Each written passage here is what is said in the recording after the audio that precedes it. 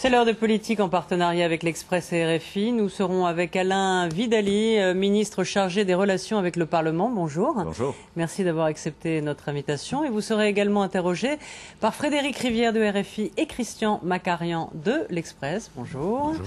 Et dans la deuxième partie, nous recevrons Jean-Vincent Placé, président du groupe Europe Écologie Les Verts au Sénat.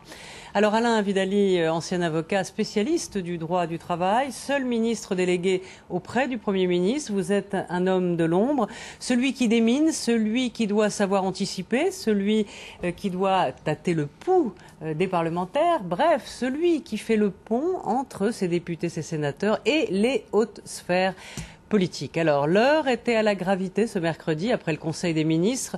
Décidément, au Conseil des ministres, bien, plus besoin de porte-parole ou de débriefing. Depuis 2 semaines, c'est François Hollande qui s'en charge. La semaine dernière, le chef de l'État réagissait à l'affaire Cahuzac. Cette semaine, c'est lui encore qui annonçait les mesures pour moraliser la vie politique. On écoute un extrait et on en reparle. L'autorité sera créée, totalement indépendante. Elle contrôlera les déclarations de patrimoine, mais aussi les déclarations d'intérêt des membres du gouvernement, des parlementaires, des responsables des grands exécutifs locaux et des dirigeants des grandes administrations. Dès lundi, les déclarations de patrimoine seront rendues publiques pour tous les membres du gouvernement. Alors parmi les autres mesures, on en parlera, un parquet financier avec un procureur spécialisé. Alors, d'après vous, choc de moralisation ou choc d'autorité là d'un François Hollande? L'affaire Cahuzac a quand même été l'affaire où, dans le fond, on a contesté l'autorité personnelle du chef de l'État. L'autorité personnelle, je ne sais pas, mais qu'il se sente, il l'a dit d'ailleurs, comptable, oui. Qu'il se sent blessé d'abord. Blessé, il a dit, c'est contraire à tout à ce à quoi je crois. Il a dit, on peut échouer en politique. Mais là, c'est la question des valeurs, des principes du président qui a essayé de toujours respecter ces règles-là.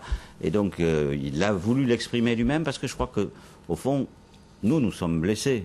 Mais tous les Français sont blessés. Et quand il a dit, quand un ministre ment à l'Assemblée, c'est un outrage pour la République, je crois que ça résume bien ce qui s'est passé. Et donc, il faut sortir des mots et du constat, il faut passer à l'action. Et c'était lui qui devait le faire, et il l'a fait ce matin. Alors, parmi les mesures aussi, cumul des mandats et conflit d'intérêts. Donc, je le disais tout à l'heure, vous étiez avocat. Est-ce que vous êtes au clair, vous, avec votre situation? Vous n'êtes plus avocat, vous n'avez plus de cabinet d'avocat? Je suis plus avocat, j'ai plus de cabinet. Et dans le passé, quand je suis resté inscrit comme avocat, et je n'ai tiré aucun revenu de cette activité. Alors, vous, je le disais, vous êtes Quand j'étais parlementaire. Oui, parce que vous avez été député, effectivement, des Landes. Alors, ce monde parlementaire que vous connaissez bien, aujourd'hui, je disais, vous êtes le pont entre le pouvoir exécutif et voilà.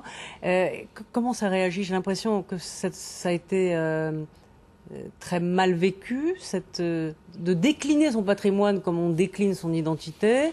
Je crois qu'il y a 2 lectures de cette affaire. À gauche et à droite. Hein, oui, il y a 2 lectures. Il y a la lecture de ceux qui se disent, mais enfin bon, ça sera jamais assez. Et une fois qu'on aura dit, voilà, j'ai une maison où j'ai acheté un costume ou j'ai acheté telle voiture, il y aura toujours quelqu'un pour vous dire, mais c'est déjà bien trop important ou la voiture est trop belle. Mais on n'en est pas là. On n'en est pas là. On est aujourd'hui face à une vraie crise de la démocratie. La question de la transparence, c'est simplement pour permettre de rétablir la confiance. C'est-à-dire que les gens retrouvent confiance dans ceux qui les représentent. Mais ce qui veut dire que la notion d'honneur, la notion de parole en politique ne vaut plus rien alors. Puisque désormais, les responsables politiques, les ministres qui font une déclaration, elle sera contrôlée. C'est-à-dire qu'il y aura une forme, en quelque sorte, de présomption de mensonge. Non, je ne pense pas qu'on puisse avoir cette lecture. Je ne suis pas d'accord avec vous. Mais l'engagement sur l'honneur, la parole donnée, ça ne vaut plus rien. Ça devrait. Mais on voit bien donc où on en est. Oui, mais on en est à cause de quoi? À cause de qui? Il y a des gens, vous, moi, probablement que ça signifie encore quelque chose. Et malheureusement, et on ne peut pas dire aux Français, vous avez tort, après ce qui vient de se passer, leur dire, vous en faites pas, tout va bien, puisque ça existait. Jérôme Cahuzac, il a menti devant l'Assemblée nationale et il a fait une fausse déclaration devant la Commission. Et donc, il nous faut absolument dire, eh bien, il faut qu'il y ait de la transparence. Est-ce que réellement, il faut penser que la transformation de la commission de transparence de la vie politique en haute autorité, en dehors de l'aspect sémantique et solennel, le président a voulu, c'est clair, solenniser son propos, est-ce qu'on peut en attendre pour autant une réelle transparence et est-ce que ça empêche certains encore de passer à travers les mailles du filet ? L'objectif, c'est que personne ne puisse passer à travers les mailles du filet. Et il faut trouver le dispositif. Aujourd'hui, il y a le dépôt, ça existe. On est obligé de faire une déclaration de patrimoine et tout le monde l'a fait, sinon il y a des poursuites. Qui contrôle le contenu de cette déclaration ? Naturellement, il faut poser la question après des événements d'une telle gravité. La proposition du président de la République, c'est de donner des moyens à cette haute autorité qui va succéder à la Commission avec les moyens de l'État. C'est-à-dire que, avant d'être ministre, vous ferez une déclaration et les services fiscaux, on analysera la sincérité et avec tous les éléments que l'on peut avoir. C'est-à-dire qu'il y aura des pouvoirs de contrôle, d'investigation de la Commission. Et l'objectif premier, il est le suivant. Il faut le rappeler. La haute autorité. L'objectif premier est le suivant. C'est de vérifier qu'un responsable public ne s'enrichisse pas pendant la période où il exerce son mandat. Ça n'est pas une faute d'être riche en France, dès lors qu'on paye ses impôts normalement. Même chez un élu. Mais s'il a pratiqué l'évasion fiscale préalablement à son mandat, est-ce que ce dispositif change quelque chose ? Ce dispositif, celui-là, ne changera rien, puisque, effectivement, par rapport à quelqu'un qui fraude, qui ne déclare pas, c'est pour ça qu'il n'y a pas qu'un dispositif. Il y a un dispositif pour l'ensemble des fraudeurs, il n'y a pas que des élus qui fraudent le fisc. Mais s'il y en a, parmi eux, le parquet financier, ceux dont on va parler probablement, c'est aussi une réponse, oui, et notamment au niveau européen. J'avais promis des réactions, je voudrais qu'on les écoute. Je crois que le président de la République n'a toujours pas pris la mesure du scandale gouvernemental, ce qui se passe en ce moment à partir de l'affaire Cahuzac. C'est-à-dire concrètement, il n'y a toujours pas de réponse sur l'instrumentalisation de l'administration fiscale. C'est quand même ça le sujet aujourd'hui. En réalité, on a affaire à un gouvernement qui est complètement transformé en camp de nudistes. Ils se mettent à poil et ils veulent que les autres se mettent à poil avec eux. Bon, c'est le seul moyen qu'ils ont trouvé pour se débarrasser de l'affaire Cahuzac. Bon, je trouve que c'est populiste, franchement. Alors, écoutez, populiste... je pense que nos propositions gênent. Quand on en vient à des réponses aussi médiocres, la seule question qui est posée à ce monsieur Collard ou à monsieur Jacob, c'est simple.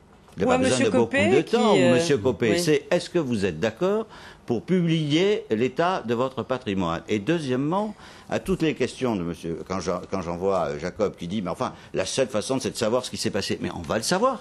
Il va y avoir une commission d'enquête parlementaire. Oui. Contrairement à l'affaire de Karachi, il va y avoir, et là, le garde des Sceaux a donné son accord, et le gouvernement, dans son entier, soutient cette démarche. Il n'y a jamais eu aucune démarche aussi transparente. Quand Jean-François Copé dit c'est une atteinte à la vie privée, qu'est-ce que vous lui répondez? Je lui réponds que ça veut dire qu'il est contre, que sa réponse est non. Donc ça veut dire alors quoi, que d'être nous, contre? nous proposons qu'il y ait... Ça veut dire avoir quelque chose à cacher, d'après vous? Mais j'en sais rien. D'ailleurs, c'est peut-être à M. Fillon qu'il faut poser la question. Sur le plan parce que vous avez observé que lui, il s'est précipité pour rendre son patrimoine public. Donc déjà, avant d'attaquer le gouvernement, qu'ils se mettent d'accord entre eux, nous, ce qu'on souhaite, on verra demain ce que dira. Attendez, parce que là, vous êtes en train de dire que peut-être François Fillon a fait ça pour gêner Jean-François Copé? Ah, j'en sais rien. J'ai vu ça dans les journaux. Non, pas moi. Mais j'ai lu des commentateurs mal intentionnés qui pensaient ça. Dans tous les cas, il y a un problème d'harmonisation. On a une opposition, ils nous posent des questions, mais qui répondent donc aux propositions que l'on fait, et surtout qui se mettent d'accord sur les réponses qu'ils apportent. C'est très simple. C'est leur intérêt aussi, c'est ce que je pense. Leur intérêt, c'est que face à cette situation et face à ce constat, qui ne date pas simplement de cette affaire, même si elle est gravissime, et nous en sommes d'accord, de savoir s'ils partagent avec nous, et ça serait quand même un bon moment, je trouve, qu'ils quittent ce discours polémique et qui disent oui, sur ces questions, on peut faire un chemin ensemble parce que c'est ni vous ni nous qui sommes en cause, c'est la République. Les Français ont une suspicion vis-à-vis de la politique et de leurs représentants. Et il faut apporter une réponse. On a appris ce matin que Marisol Touraine a un patrimoine d'1 400 000 €, c'est elle qui l'a dit. La semaine prochaine, on saura que d'autres ministres ont un patrimoine beaucoup plus important, sans doute encore. Il y a donc des ministres riches. Mais il y a des ministres riches. Vous voyez pas où je veux vous emmener ? que François Hollande s'entoure de ministres riches, lui qui n'aime pas les riches, c'est pas un peu paradoxal tout de même? Lui qui aime pas les riches, je pense que il a jamais dit qu'il aimait pas les riches. Si, Oui, enfin, je n'aime pas les riches, je n'aime pas les riches. Sur la question de savoir qui est un riche, on peut en discuter. Mais vous savez, Est-ce les que ça gens, lui vient pas en Lui, il le fixe à boomerang 4 000 € par mois. Donc, il est revenu là-dessus. On va oui, pas reprendre oui, cette non, ancienne. mais, Oui, quand c'est on a 1,4 million. forme de marronnier cette histoire, hein, quand on sait comment ça s'est passé. Bon, écoutez, personne ne fait un procès aux riches. À partir du moment où les gens gagnent normalement leur argent et qui payent normalement leurs impôts, au contraire, ils ont toute leur place dans la société. Nous n'avons pas, nous, de ce point de vue-là, une démarche où on dirait, finalement, pour pouvoir être élu, il faut faire vœu de pauvreté ou d'austérité. Maintenant, vous savez, les gens sont riches. Moi, c'est pas mon cas parce que parfois ils héritent ou qu'ils ont trouvé ce patrimoine. Et puis, vous savez, passer un certain temps, quand on a vécu normalement de son travail, quel qu'il soit, c'est normal que probablement j'ai un patrimoine un peu plus important que certains ministres qui ont 20 ou 30 ans de moins que moi. Mais probablement que si on comparait le patrimoine des journalistes, on arriverait au même résultat. Alors, les paradis fiscaux, c'est aussi le gros morceau de cette intervention. François Hollande qui veut éradiquer les paradis fiscaux. Est-ce que c'est pas un combat perdu d'avance? Dans le fond, ça peut pas être une décision nationale. La France peut pas décider de supprimer Macao, de supprimer les îles Caïmans. C'est à l'échelle, à l'espace, soit européen, soit international, de le faire. Est-ce que là, il n'a pas été...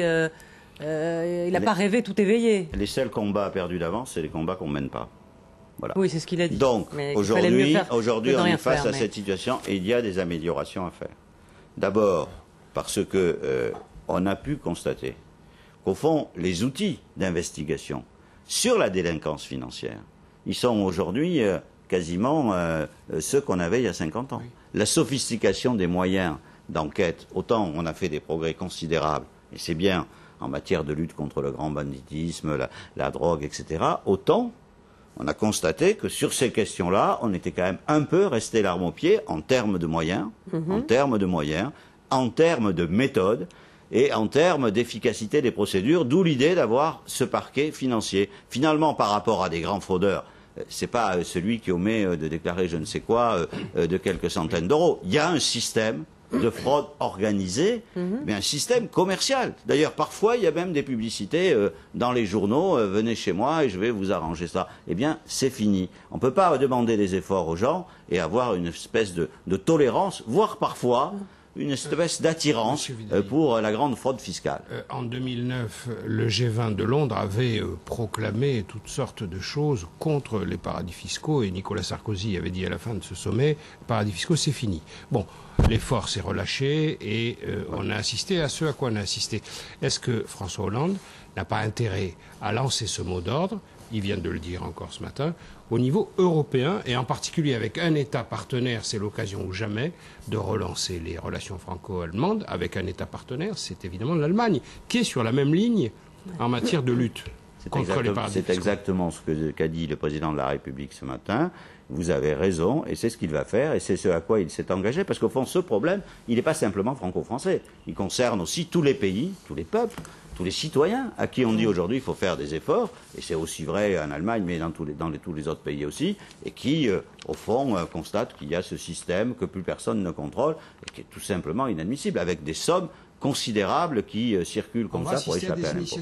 Oui, à des initiatives très fortes. C'est ce qu'a dit le président de la République, et vous avez raison, française, on en a parlé un peu, mais aussi européenne. Dernière question, avec cet arsenal qu'a décliné François Hollande, est-ce qu'à votre avis, une affaire Cahuzac pourra se reproduire ? Je ne veux pas dire qu'on arrivera à éradiquer toutes les mauvaises actions de tous les fraudeurs, qui peuvent être aussi sophistiqués. Dans tous les cas, on se donne les moyens d'avoir une sorte de contrôle citoyen. La transparence, c'est pas pour faire du voyeurisme. La transparence, c'est pour justement éviter que des choses comme ça se reproduisent. Nous, ce qu'on veut, c'est que le débat politique puisse se renouer. Aujourd'hui, il y a une vraie difficulté pour nous, comme d'ailleurs pour la droite, et il faudrait qu'ils le mesurent. C'est que ils vont voter d'après vous ? Pardon ? Ils vont voter avec vous, main dans la main ou pas ? Écoutez, je ne cesse de leur poser la question. Et alors ? Et je pense qu'aujourd'hui, s'ils répondaient tout simplement oui, ils n'abandonnent rien. puisque eux-mêmes parfois avaient dans le passé, et que certains d'entre eux pensent à quoi ça ressemble ce qui se passe cet après-midi aux questions. À l'Assemblée. Je veux dire, à rajouter de la crise, sauf à penser que l'UMP a décidé de surfer sur l'extrême droite avec l'affaire sur le mariage. Enfin, tout ça n'a pas de sens. C'est pas responsable d'un point de vue démocratique. Je crois qu'il faut qu'on se parle. Ils vont se parler demain avec le Premier ministre, et j'espère qu'ils vont y aller, et puis qu'on va discuter, y compris s'ils ont des propositions à faire. Ce serait responsable, d'après vous ?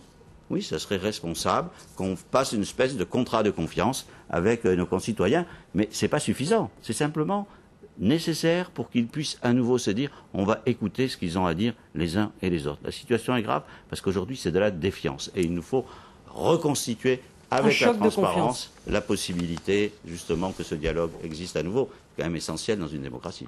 Merci Alain Vidali, merci. Et on se retrouve dans quelques instants avec Jean-Vincent Placé, notre deuxième invité. À tout de suite.